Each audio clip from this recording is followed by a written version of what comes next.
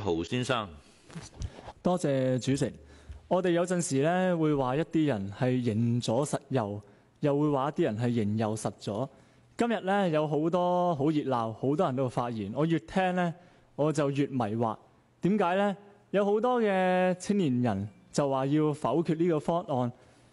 到底佢哋呢個立場係一個民主進步嘅立場啦，定係維護政治既得利益者嘅立場呢？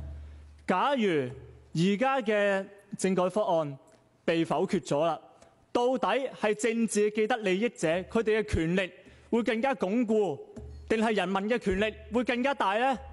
所以我真係諗唔明，到底話佢哋係進步定話佢哋保守？喺而家嘅小圈子政治制度之下，由1200人去組成呢個選舉委員會，無論係特首嘅候選人嘅提名定係點樣選出嚟，都完全係由呢1200人去做決定。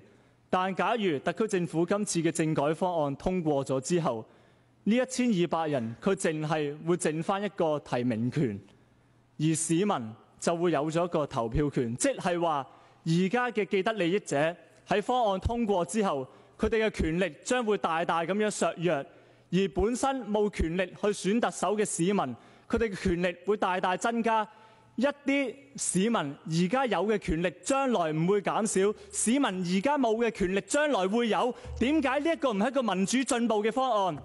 當然有人話而家呢一個方案未必係一個好完美嘅方案，甚至乎好難話佢係普選。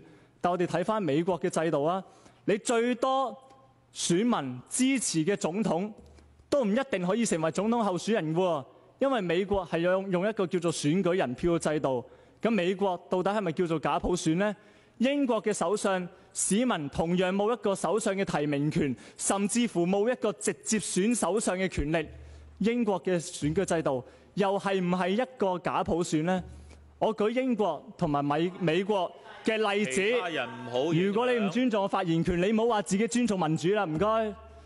我想舉英國同埋美國嘅制度出嚟，係想講一個制度係唔係普選，唔同嘅人可以有唔同嘅答案。當然，蘋果唔係普選，一個封建嘅世襲嘅傳承制度唔係普選。但特區政府而家提出嘅方案係唔係普選？唔同人一定會有唔同嘅意見。但而家提出嘅方案，特區政府提出嘅方案係唔係比現時嘅政治制度更加民主？我個答案係毫無疑問更加民主，所以我認為而家嘅政治呢個咁嘅選舉方案係應該要支持通過嘅。多謝主席。